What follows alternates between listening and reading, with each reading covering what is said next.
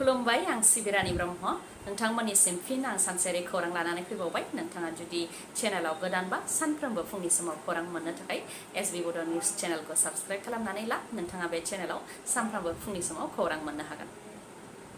चिरां जिल्ला रुनिकाटा रेन्जनि सिङाव थानाय भारत भुटान सिमानि हाथिसार दादगारि ओनसोलाव सोलिदों लुथिनाय। हाग्रा बिफाननि मावथिफोरानो बेबायदि खालामदों होननानै गोख्रों अजद होदों भुगिनांनाय सुबुंफोरा फोरमायथिदों दि हाग्रा बिफाननि मावथिफोरा फैनानै गावसोरनि गोसो बायदि मुवा बेसाद मैगं थाइगं बायदिफोरखौ लानानै थाङो, जेरै न'आव थानाय सलारनि बेटारि, टर्च, थौ, साराय, बिसना सादर मोजां मोनोबा बेखौबो लानानै थाङो। बेनि अनगायैबो मैगं थाइगं लानानै थाङो आरो दंफां लाइफांखौ दानफायनानै गालाङो होननानै फोरमायथिदों।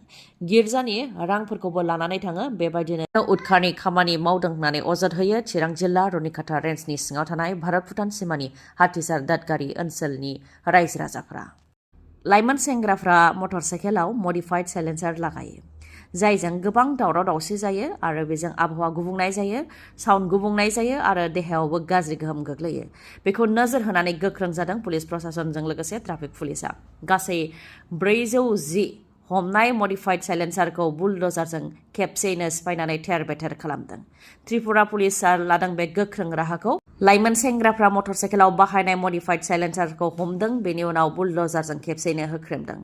उननि समाव सोरबाफोर मटर साइकेलाव मडिफाइड साइलेन्सार लागायबावोबा मटर साइकेलखौ हमनायजों लोगोसे 10,000 रांसिम जुरिमाना फोनांनाय जागोन आरो गले खालामोबा जेलनि साजाबो मोननो हागौ होननानै गोख्रोङै हुमखि होदों त्रिपुरा पुलिसनिफ्राय। क'क्राझार सहरनि साखाथियाव थानाय खोला खारगाव गामिनि मोनसे नखराव गोमोथाव जाथाय जादों। हर सान न'आव अन्थाइ खुबैयो, नाथाय सोर खुबैयो रावबो मिथिया आरो रावखौबो नुवा। पुलिसआबो फैनानै नुफैबाय, रायजो राजायाबो नुबाय, नाथाय सोर खुबैदों बेखौ रावबो मिथिया, जायनि थाखाय पुलिसआबो सोमोनांदों होननानै फोरमायथियो। गासै जाथायनि सोमोन्दै नखरनिफ्रा मा फोरमायथिदों बेखौ नोंथांमोननो मिथिहोनो आखायाव लाबाय। नखरनि बिगोमानि मुङा दिपेन नार्जारि आरो जया नार्जारि। बिथांमोना फोरमायथिदों दि सान मोना न'आव अन्थाइ खुबैहरो, मोनानि 8:30 बांसिन खुबैयो। जाथायनि बागै पुलिसनोबो खौरां हरनायाव पुलिसआबो नुजाथि फैनानै औवायावबो जमदोंमोन, नाथाय सोर अन्थाइ खुबैयो बेखौ नुनो मोनाखै। नाथाय अन्थाइ खुबैनायखौ आरो गोग्लैफैनायखौ नुदों पुलिसजों लोगोसे रायजो राजाफ्राबो। बेबायदि अन्थाइ खुबैनाया 2025 मायथाइनि फेब्रुवारि दाननिफ्रायनो जागायजेनदोंमोन। सिगांनि समाव पुर्निमा, एकादशी, सनिबार, मंगलबार बायदि बारायफोराव खुबैयोमोन, गेजेराव सिरि थाथ'बायमोन, नाथाय दा आरोबाव नबेम्बर दाननिफ्राय अन्थाइ खुबैनाया फिन जागायफिनबाय। अन्थाइ खुबैनाय जाथायनि बागै मोजाङै मिथिनो थाखाय 4 गुरुबो हमबाय, जेराव गोबां रांबो खरसा जाबाय। पुलिसआबो फैनानै अन्थाइ खुबैनायखौ नुबाय, नाथाय फोरमान गैयालासे रावखौबो सन्देह खालामनो हाया होननानै फोरमायथियो आरो बियो सोरबा गाज्रि मानसिनि खामानि जानो हागौ, नखरखौ सिलिंखार खालामनो थाखायनो बेबायदि खालामदों जानो हागौ होननानै फोरमायथियो नखरनि सोद्रोमाफोरा। आसाम केबिनेटआव माखासे गोख्रों थांखिफोर लाबाय। गुबैयै हिन्जाव गदाय लानाय आरो हौवा गदाय लानायनि हेंथायै गोख्रोङै आयेन लाबोबाय आसाम सोरखारा। आसाम प्रहिबिशन अफ पलिगेमी बिल 2025 बेखौ पास खालामबाय आसाम केबिनेटआव। बे आयेननि गेजेरजों आइजोफोरा थगायनानै जुलि खालामजानायनि उनाव भुगिनो गोनां जायोब्ला आइजोनो राङारि अनसुंथाइ होनाय जागोन। आयेन सिफायोब्ला 7 बोसोर जोबथेसालिनि साजा। सिगांनि जुलि जानायखौ दोनखुमानानै नैथि खेब जुलि खालामोब्ला 10 बोसोर जेलनि साजा। जुलि खालामनानै होग्रा काजि, फुजारि, नखरनि सोद्रोमाफोराबो 2 बोसोर जेलनि साजा जानो नांगोन। गले दायखौ मावोब्ला 2 गुन जुरिमाना होनो नांगोन। गदाय लानायनि हेंथा लानाय बे गोख्रों राहाया हौवा आरो हिन्जावनि थाखायनो जागोन, नाथाय 6 शेड्युल ओनसोल जेरै BTC बेफोराव बे आयेना बाहायजानाय नङा आरो बे आयेननि सिङाव सोरबा हमजायोब्ला थाब बेल मोननाय नङा। बे खोथाखौबो रोखा खालामदों आसामनि गिबि मन्थ्रि डक्टर हेमन्त बिश्व शर्मा बिथाङा। आसाम केबिनेटआव बे थांखिखौ लानायनि अनगायैबो माखासे थांखिफोरबो लादों, जेरै उमा छेत्री, जाय क्रिकेट गेलेगिरि, बिथांनो 25 लाख रां होनो थाखाय आसाम केबिनेटआव थांखि लाबाय। उमा छेत्री बिथाङा आसाम आरो नर्थ इस्टनिनो गिबि आइजो क्रिकेट गेलेगिरि, जाय वर्ल्ड काप उइनिं टीमनि गेलेगिरि। 23 बोसोर बैसोनि उमा छेत्री बिथाङा आसामनि गलाघाट जिल्लानि बकाघाटनि थागिबि। आसाम सोरखारनिफ्राय 25 लाख रां होनायनि अनगायैबो आसाम क्रिकेट एस'सिएशननिफ्रायबो बिथांनो 51 लाख रां होबाय। ICC women's cricket world cup 2025 देरहानायनि मेम्बार जानो हानायनि थाखायनो बिथांनो 51 लाख रां होबाय आसाम क्रिकेट एस'सिएशननिफ्रायबो। बेनि अनगायैबो कलेजनि फोरोंगिरिफोरनि प्रमोशन होनायनि बेलायावबो सोलायनाय लाबोदों।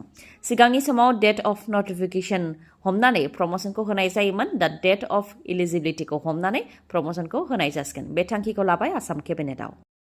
नभेम्बर आरो डिसेम्बराव मुसुर दालिखौ केजिसेयाव 69 रां, सेनिखौ 38 रां आरो संख्रिखौ 10 राङाव मोननो हासिगोन।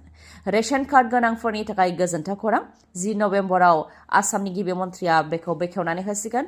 श्रीमन्त शंकरदेव एकाडेमिनिफ्राय बेखेवनानै होगोन आरो साबसिडि होग्रा 1906 गलाफोरजों लाइभ टेलिकास्ट खालामगोन। फोरमायथिनाय बायदिब्ला नभेम्बर आरो डिसेम्बर दानाव मुसुर दालिखौ 1 केजियाव 69 राङाव मोननो हागोन, सेनिखौ 38 राङाव मोननो हागोन आरो संख्रिखौ 10 राङाव मोननो हागोन। ओजोंहाय जानुवारिनिफ्राय 2026 मायथाइनि मे दानसिम दालिखौ 60 राङाव मोननो हागोन, सेनिखौ 30 राङाव मोननो हागोन आरो संख्रिखौ केजिसेयाव 10 राङाव मोननो हागोन। 10 नभेम्बरनिफ्राय लानानै 19 नभेम्बर 10 सान स्पेसियेल अनासेवा दिन हिसाबै बेखौ राननानै होनाय जागोन। डिसेम्बर 1 निफ्राय 10 डिसेम्बरनि गेजेरावनो साफ्रोमबो रेशन कार्ड हल्डारफोरनो बेखौ राननानै होनाय जागोन होननानै फोरमायथिदों आसाम सरकारनिफ्राय। गवालपारा जिल्ला खुंथाय आरो पुलिस बिफाना लखिपुर ओनसोलनि दहिखाता हाग्रा ओनसोलाव होस्रांनाय हाबाखौ मावदों। गासै 1148 बिघा हायाव होस्रांनायखौ मावदों, जेराव 588 नखरखौ होस्रांनाय जादों होननानै फोरमायथिदों। गवालपारा जिल्लानि दखिहाटा रिजार्भ फरेस्टआव 50 बोसोरनि गंसे मस्जिदखौ सिफायनायावबो ओनसोलनि सुबुंफ्रा दुखु मोननायखौ फोरमायथिदों आरो मोनसे जोबोद दुखुनांथाव थासारिखौ नुनो मोननाय जादों। हाग्रा ओनसोलखौ रैखाथि होनो थाखायनो बेबायदि खालामनाय जादों होननानै फोरमायथिदों आरो हाग्रा ओनसोलाव थानाय आयेन बेरेखा थानाय सुबुंफोरखौ बेबायदिनो होस्रांनाया जालांगोन होननानै फोरमायथियो हाग्रा बिफाननिफ्राय। नोंथांमोननि थाखाय गोजोनथाव खौरां। बङाइगाव आइ हस्पिटालाव नोंथांमोनहा गोबां मेगननि डक्टरफोरखौ मोननो हागोन, जेरै डक्टर आशराफुल आलम, डक्टर मेघाली शर्मा, डक्टर रुमि दास बिथांमोनखौ मोननो हागोन। कम्पिउटारनि गेजेरजों केटारेक्ट सार्जारि खालामनायनि राहा दङ, जायनि गेजेरजों सुथेनाय गैयालासे, सानाय गैयालासे गोख्रैनो फाहामनायखौ मोननो हायो। असिटिनि गेजेरजों डायबेटिक रेटिनोपैथी, ग्लौक'मा, हाइपारटेनसिभ रेटिनोपैथी, CSR आरो इन्जुरिखौ नायनो हायो। मेगननि गुबुन गुबुन जेंनानि फाहामथायखौ बङाइगावनि आइ हस्पिटालाव नोंथांमोनहा मोननो हागोन। बुकिंनि थाखाय 6900949900 बे जानबुं नाम्बाराव खौरां लानो हागोन। बङाइगावनि लवार आसाम हस्पिटालनि उल्था दिगाव थानाय बास स्टेन्डनि साखाथियावनो बङाइगावनि आइ हस्पिटाला। खौरांखौ जोबजासे नायनायनि थाखाय गोजोन्थों। नोंथाङा जुदि खौरांखौ मोजां मोनदोंबा अन्नानै लाइक, कमेन्ट आरो शेयार खालामनो दाबाव। गोजोन्थों।